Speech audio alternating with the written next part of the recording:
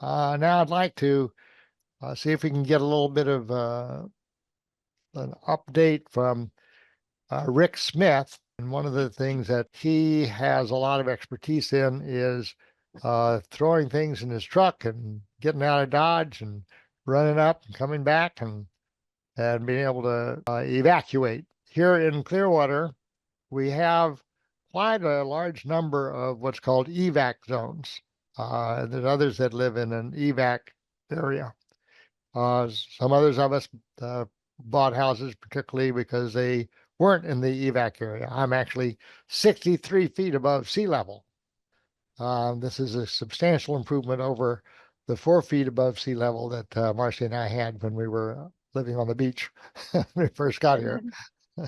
So want to turn it over to Rick and have you give us an update on your end. What you recommend, sir? Marcy asked me to cover a little bit more.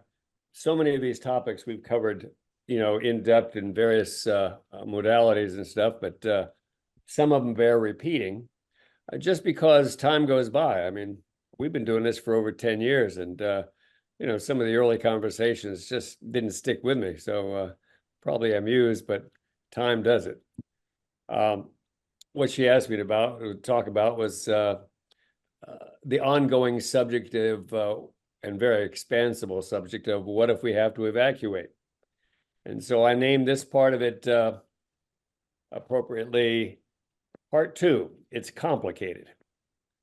All right, there are so many things to consider and evaluate when you're talking about leaving your home behind.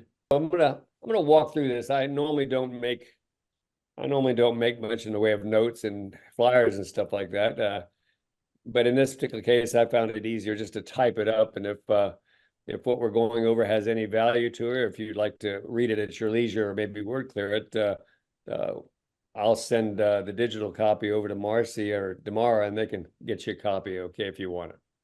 All right, so the subtitle, like I said, is It's Complicated. And I'm just going to go through this whole thing from the viewpoint of, yes, it's complicated, but there are a number of stable data, really workable stable data that we found will cover a lot of territory when it comes to the nuts and the bolts of evacuation, or bugging out, as we call it. The first thing that I thought was most important to talk about was the whole concept of where will you go? And there's a few things to know about where you will go, because the first thing I want to mention to you is that your home and all its resources and stable data, shelter, food, tools, friends, everything will be unavailable. And for a middle-class American, it's really hard to wrap your wits around that one. That's a big one. All right. So given that being true, it's an assumption on my part, you need to realize that if you're going to bug out, you absolutely must have a known and safe destination that will welcome you before you ever evacuate. And the stable data is, if you don't have a secure destination to go to, do not go. You'll simply become a refugee. All right. That might take some thinking, but that's how it is. And I've been living in Florida and going through hurricanes since 1949. So sometimes the way out of Florida is just a 100-mile traffic jam on all roads. There's only 3 of them. All righty. So that's pretty much our lot. Okay. So B is realize that you might have to take alternate routes to your bug out location. Don't rely on phones or computers for navigation. Don't do that. I've actually experienced times when the iPhone that I had totally bad directions. So I don't trust the compass like that anymore. All right, if you don't have let me see. I want you to have a hard map, laminated if possible, as well as a state road atlas. And this item should be in your vehicle permanently. All right, because you never know when hard times could hit. All right, before you put it there, highlight any main and alternate routes. Highlight them. Don't put a crayon in there or a grease pencil because it obscures all the detail. Just take 3 or 4 colors of different highlighters and highlight the alternate routes that you might use. All right, that will really help, okay? And if you have any needs along the route for knowing where a hospital would be, or a Walgreens or something like that, if you think you might need something en route, mark those too. Okay, so you know where you're going. You don't want to look for it in traffic. Realize the evacuation gets gradiently more difficult the farther you go. All right, you are on a fixed set of fuel, food, patience, and everything else, and you're in a car, usually with no friends in sight. And the longer it goes, the less mobility, the less food storage you have. It gets pretty scary after a while. So before leaving, look at your fuel, your route, your supplies, the weather, and how many other people are trying to do the same thing, and decide whether or not you really want to go or not. If you get to your route and you find out that it's choked, do not get on that route. You'll be in a traffic jam with no way off. Okay? That's the scariest thing, is being a group of 1,000 people with no preps at all. Stable datum 2. This is probably the best part about this whole thing. It's a good thing that you own a car or a truck. A good thing. Most of the world doesn't. And in an emergency, your vehicle can provide mobility, storage, electricity, security, and shelter. And the good thing is it's almost always right where you are, because it's your car or your truck. You don't have to hike to get there. Now, keep in mind that some things that you might put in a truck, they don't do so well in high temperatures, like 110 degrees in the trunk or something like that. And for some reason, it never really dawned on me, but recently it came across my mind that if you wanted to put your electronics inside the vehicle, the night temperature is cool and a lot of temperature is cool, but during the day it gets hot. So if you put those things inside of a really top quality freezer bag, like you get for carrying food, the whole idea of carrying ice in a freezer bag is that it keeps all the heat from getting in and melting the ice. All right. So if you'll just get a high quality freezer bag and put your electronics in there, or your water in there, or anything else that you don't want to get hot all the time, you'll be in pretty good shape. All right, so let's see. Having mentioned electronics, I should mention that having a Faraday bag for each electronic device is a good idea, as well as the related subject of how many batteries do you think you need. Whatever you think you're going to need in the way of batteries, I suggest you double it or triple it, more likely triple it. All right. And if you're getting rechargeable ones, I want you to remember that rechargeable batteries lose their rechargeability over a couple of years.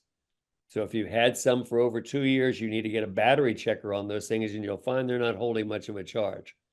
Okay. Let's see. I have a quick question. Can I interrupt you? I wish you would. Oh, good. What is the best way to store batteries in the home so that they do last? I mean, I've heard different things like put them in the refrigerator, freeze them, but I really am not sure. Well, in the old days, when we had just the simple batteries, putting them in the freezer would add life to them, keep them from going bad. But I've read in a number of areas that by the time we got up to lithium type compound batteries, that had no effect on them at all. Right. So they rate these new types of batteries, some of them as having a shelf life of 10 years. So I suggest that the very best you cut that in half and hope for the best. If you're going to talk batteries, just as an aside, batteries are not a standalone item. If you pick up a battery and you shove it in your pocket because you're in an emergency situation, you might have just as easily picked up a dead battery as a live battery. Okay. Right. So when I make a kit for a battery, I have a kit, and part of it is a small solar battery charger. One of it is a battery tester for every different size battery, and then little cases for all the batteries that I store with that. All right. So I'm kind of self-contained. And every time I go into an emergency, before the emergency, it'd be like checking the bullets in your gun. You just check all your batteries to make sure they're all really charged. And that's kind of important in a grid down situation. Okay. Good. Okay, good. Is that enough answer? Yep. That's good. All righty. I have a question too. Yes, ma'am. I think you mentioned that you need Faraday for electronics. I just don't know enough about electronics and why you would need to do that. Okay, that's spelled F-A-R-A-D. Yeah. A-Y. Faraday cage, C-A-G-E.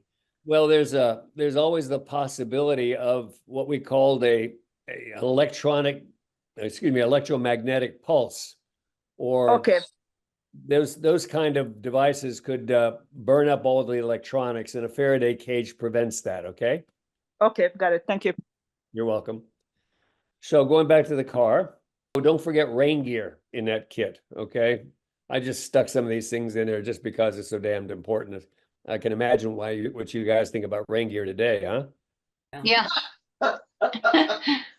Is it raining a lot today Oh my gosh. because of the storm? Yeah. Yeah, there's a hurricane outside. Okay, so realize that the car, this valuable environment, is only useful if it has gas in it. Mhm. All right, now it sounds like an obvious thing, but your vehicle should never have less than 3/4 of a tank of fuel these days. Things Yeah. are not usual. Things are kind of precipitous. All righty, so it's a little extra trouble. It might cost a little bit more money because you're not right next to your favorite gas station, but 3/4 of a tank still isn't a lot of gas. All right, crowded roads in an emergency will slow you down and waste your fuel, so there's more of a need. If you want to write down one word, the best gas stabilizer will keep gas fresh for up to 2 years. And its brand name is Sentry, S-E-N-T-R-Y. Nothing else. It's so much better than the second brand that is no comparison. I've tested my own gasoline. It's been stabilized for up to 2 years with no degradation. Okay. So that's really worth knowing. And you also have the possibility, there is a product called a no spill brand gas can. You know, it's a polycarbonate gas can, a plastic gas can, but it's made in such a way that it doesn't let off fumes no matter what, even if it sits in the sun for hours. So you can store this thing in places you would not normally store it, like in the trunk of your car while you're driving out of town. Now, that extra 5 gallons might save you a lot of grief somewhere up the line. So if you can do that, that's what you do. It's no spill. Only that one. No other gas can has this characteristic. Okay. All right. Now, C is realize that the car, in effect, becomes your new residence. All right. And you can set it up so that you're pretty comfortable. For instance, to keep from breaking down where there's no help for you, right? You'd probably want to find out from your uncle or yourself, if you're a mechanic or something like that, you know, what kind of engine oil should you have there? What's the power steering fluid like? And get a small can of each of these things and have them in the car permanently, okay? Also, the basic tools for a car, like the jack and the lug wrench and screwdrivers and stuff. And just get them, put them in the car and forget about them. Never take them out, okay? So you always have the tools you need if you need to, you know, tighten a battery connection or something like that. All right. And then within that car, the other thing I was going to mention was always plan for hygiene with plastic bags and pressure wrapped toilet paper if you can, things like that. If you pressure wrap toilet paper, it doesn't take up any space. And it's Hey, water. Rick? Yeah, Sorry, can I ask you a question? of course. Great, thanks. About the gas stabilizer, do you know of a good diesel stabilizer? I read somewhere that there was, but I couldn't find it again. When you find this company Sentry, check with them. If anybody makes it, it's them, okay? Okay. All right. No problem. Okay. Realize that once the emergency hits, the stores will be jammed or stripped. Every day of the year, you should have at least 3 days of survival food and water in your vehicle, and include a field water filter system. So I'm talking about somewhere in your car, 3 high quality containers of water, hopefully not plastic, you know, and you can wrap them in that in one of those freezer bags so they don't just get boiling every day, and do the same thing with all the other things I'm talking about. And then forget about them. If you got to go on a trip and put a suitcase in there, strap the suitcase on the roof. It's not as important as your emergency survival stuff. Okay.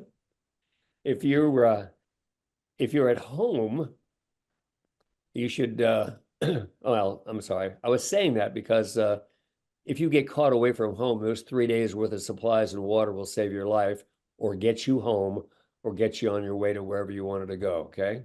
You just can't be without that. All right. If you're at home and you're smart, you'll have the rest of your kit in a duffel bag by the door, along with that 5 gallon of gas. So if you have an emergency and you're at home, you grab that stuff, throw the rest of it in the car, and hit the road. No comm lags, no looking around for the wrench you need and all that stuff. Okay. Good. Next thing is, oh, now this is very important. One commonly forgotten tool in a situation like this, since you're going to be on your own and totally dependent on the car, is you have to have a spare set of all your keys hidden in a safe place in the car, and at least one car key should be hidden, well hidden, on the outside of the car. All right. I do key control for the ranch, and there's, on that whole ranch, there's like 35 or 40 different locks and combinations, and all you have to do is lose one key and you can't get through the front gate type of thing, So that's important for you.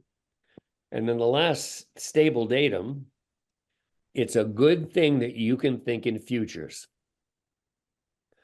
All right, when we're talking about these preparations, they call them preparations because they are preparations, P-R-E, before.